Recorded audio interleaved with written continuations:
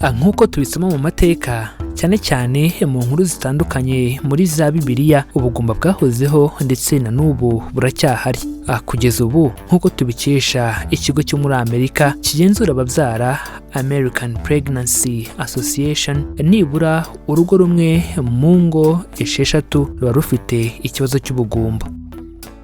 Uko ubushakashatsi bwagiye bukorwa ndetse no kwiyongera k'ubumenyi mu bya siyanse, byinshi byagiye bisobanuka, abantu babasha gusobanukirwa neza ubugumba icyo ari cyo, bituma ababyitiranya n'amarozi nabo babasha gusobanukirwa.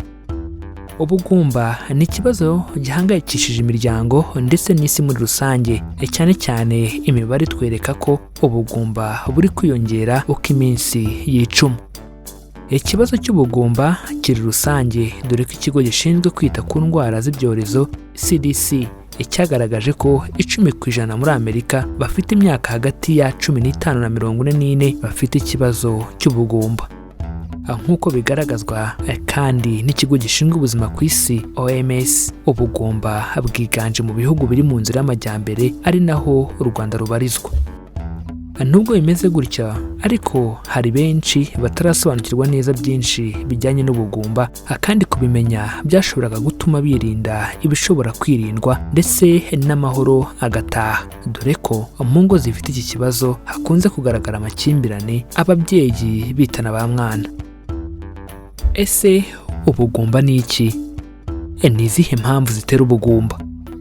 Ese isano iri hagati y'ubugumba n'uburemba ni iyihe? Ese ubugumba bushobora kuvurwa bugakira? Ibi nibyo tugiye kubaganirizaho mu kiganiro amagara n'ubukungu cya none.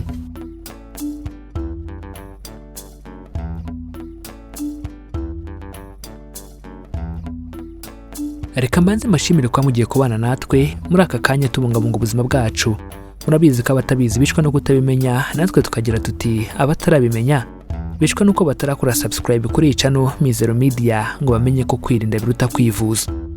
Niba utarabikora nyaboneka bikore kuko nta kiguzi bisaba, kandi nibwo buryo rukumbi buzajya bugufasha kubona ibindi biganiro tubategurira. Wadusanga no ku mbuga nkoranyambaga zacu zose, Facebook, Instagram ndetse na Twitter, ujya hashakirwa ugashakisha Mizero Media ubundi ukadukurikira. Asibyo gusa kuko no kudusangiza ibitekerezo byanyu biremewe. Ubaye hari icyo bifuza kutubaza, ubaye hari icyo bifuza kudusobanuza, cyangwa ubaye hari icyo bifuza kutwunganira kuri iyi ngingo, nyabuneka twandikire muri comments. Mu gihe wakunze ikiganiro twabagejejeho, kanda like, ubundi ntiwihererane ubutumwa, ukore share, ubisangize inshuti n'abavandimwe bawe kugira ngo nabo basobanukirwe uburyo bwo kubungabunga amagara yabo. Iki ni ikiganiro amagara n'ubukungu, ikiganiro mutegurirwa na Mizero Media. Tubahaye ikaze aho tugiye kubaganiriza ku bugumba, tukamenya ubugumba icyo ari cyo, impamvu zibutera, isano yabwo n'uburemba, bityo turanamenya niba bushobora kuvurwa bugakira. Ni mu kanya.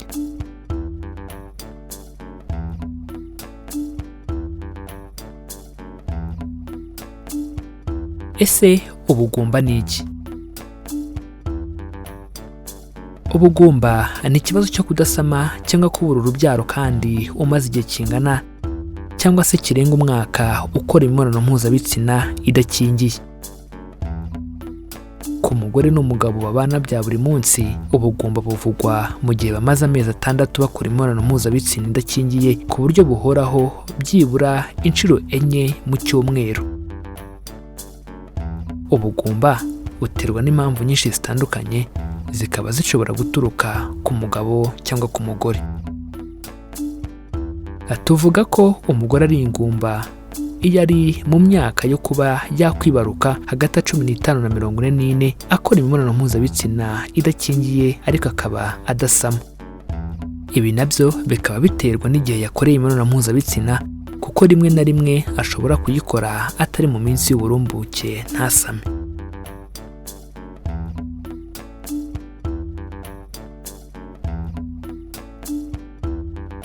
Ese ubugumba ni ubw'abagore gusa? Igisubizo ni oya. Nk'uko ubumenyi bw'imyororokere bwabigaragaje, ubugumba bushobora kugirwa n'umugabo cyangwa n'umugore. Imiryango y'abashakanye ifite ikibazo cy'ubugumba igirwa inama yo kutitana ba mwana ahubwo bakihutira kujya kwa muganga.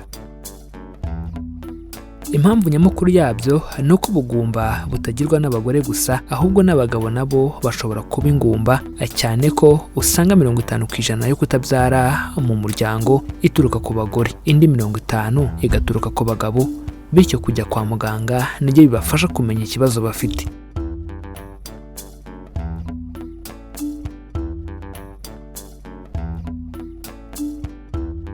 Ese ni izihe mpamvu zitera ubugumba?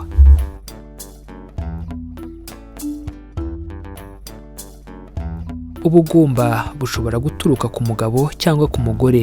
Birumvikana ko impamvu zishobora gutera ubugumba zitandukanye ku mpande zombi, bityo tugiye kubasangiza ku mpande zombi duhereye ku bagore ubundi dukurikizaho abagabo.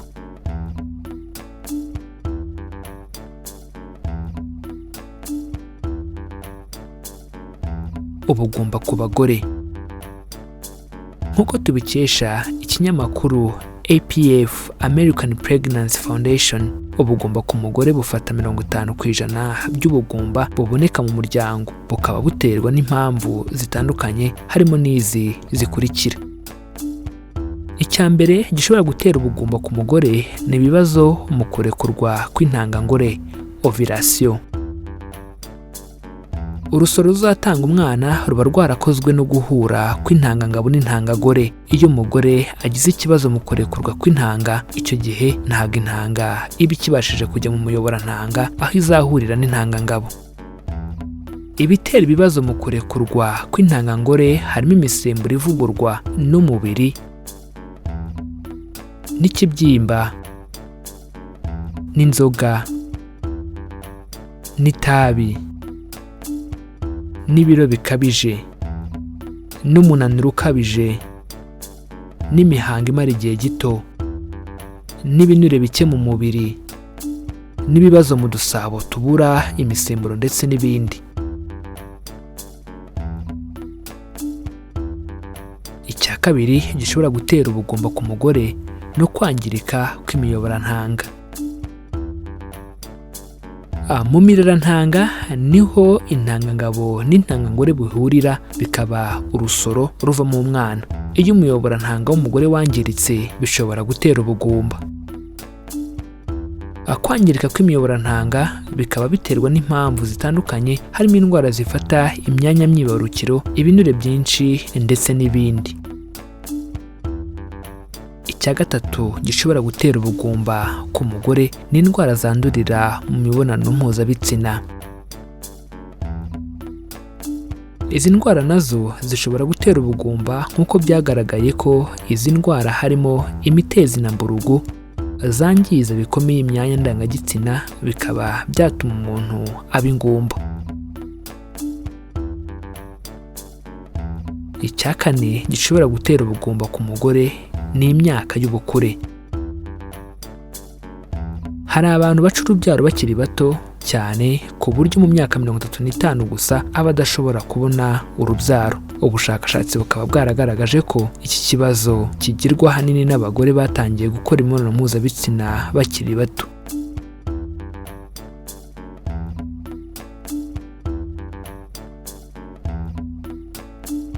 Reka noneho turebere hamwe igishobora gutera ubugumba ku bagabo. Ubugumba ku bagabo buterwa n'impamvu nyinshi zitandukanye harimo ibibazo mu mubiri ubwawo ndetse n'imisemburo, bityo impamvu zitera ubugumba ku mugabo ni izi zikurikira. Impamvu ya mbere ishobora gutera ubugumba ku mugabo ni uburwayi bwitwa diabetic neuropathy.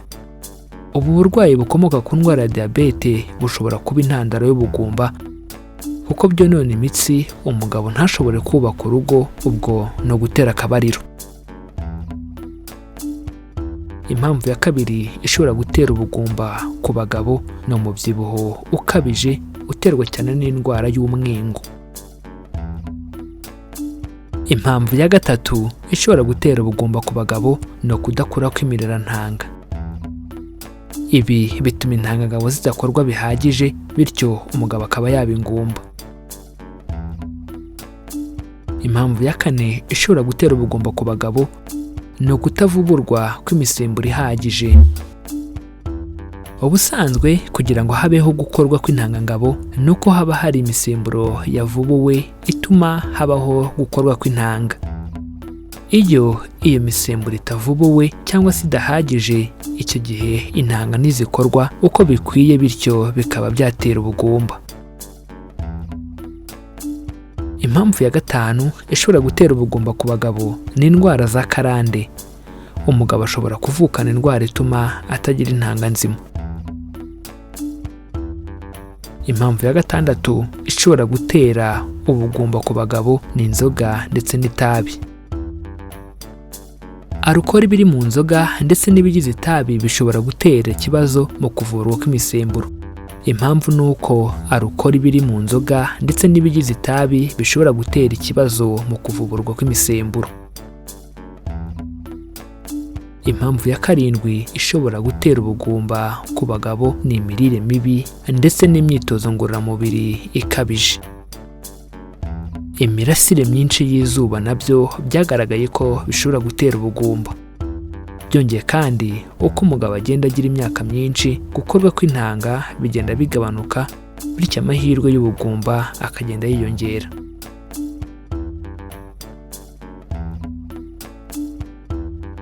Ese hari aho ubugumba buhurira n'uburemba? Ubundi iyo umugabo ari ikiremba ntago aba yabasha kubaka urugo, bityo ntiyabasha kurekura intangangabo ngo zijye mu mugore. Icyo gihe ntago umugabo aba yabasha kubyara.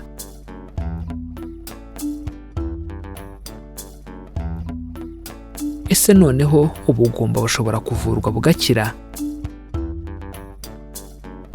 Nk'uko twabibonye hejuru, ubugumba buterwa n'impamvu zitandukanye, ariko hari aho bishobora ko ubugumba buvurwa bitewe n'icyabuteye. Iyo ubugumba bwatewe n'imisemburo mike, hashobora kubaho kongera imisemburo bikaba byatuma intanga zikorwa neza. Iyo byatewe n'ibibyimba mu myanya myibarukiro, hashobora kubaho kubagwa ikibyimba kikaba cyavanwaho. Kugeza ubu ku bagore bafite ikibazo mu mara cyangwa se mu miyoborantanga, intanga zabo zishobora guhurizwa hamwe zigakora urusoro, undi mugore akaba yagutwitira mu gihe ufite icyo kibazo.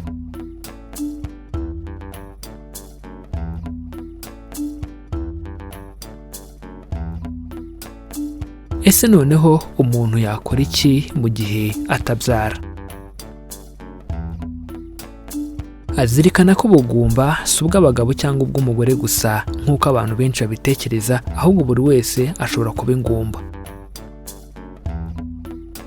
Ubugumba kandi ni indwara ishobora kuvurwa igakira bitewe n'icyayiteye nk'uko twabibonye haruguru.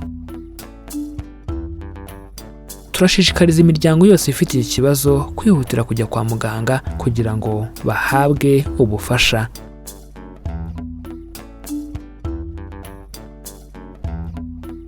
Reka mbashimire kuba mwafashe akanya mukabana natwe tubungabunga ubuzima bwacu, aho twabaganirizaga ku bugumba, bityo tumenye ko ubugumba ni ikibazo cyo kudasama cyangwa kubura urubyaro kandi umaze igihe kingana cyangwa kirenga umwaka ukora imibonano mpuzabitsina idakingiye.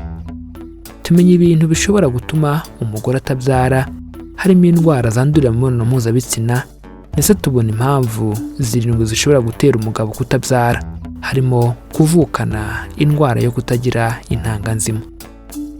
Muri iki kiganiro kandi tumaze kubona ko ubugumba bushobora kuvurwa, ariko bikorwa bitewe n'icyabuteye. Muri iki kiganiro kandi twabonye ko umuryango ufite iki kibazo bakwiye kugana kwa muganga, kuko bose umugabo n'umugore babigiramo uruhare.